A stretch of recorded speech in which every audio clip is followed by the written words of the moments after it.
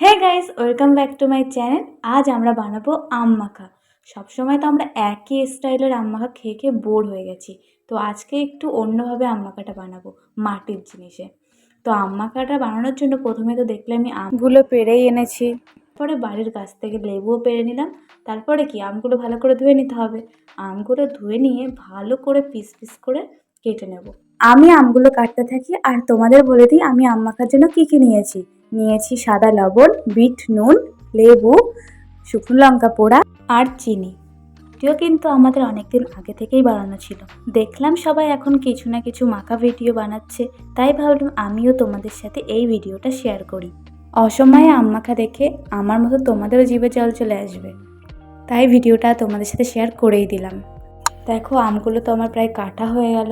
আরও একটা আম আছে, সেই আমটা এবার আমি পিস পিস করে কেটে নেব।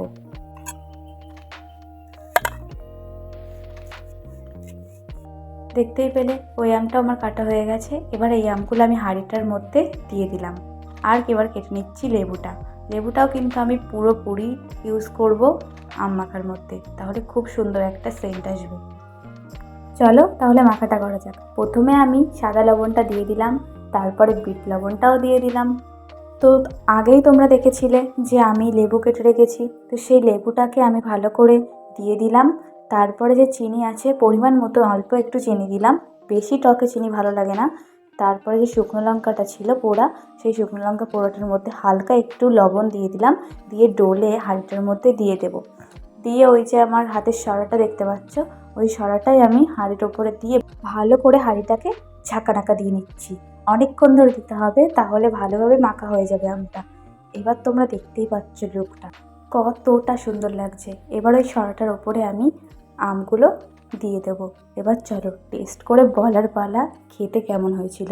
খেতে কিন্তু অসাধারণ হয়েছিল। পাশে ছিল আমার একটা বোন, আমি ওকে বললাম একটু খেয়ে দেখ কেমন হয়েছে। ও তো খেয়ে বলছে দারুণ হয়েছে।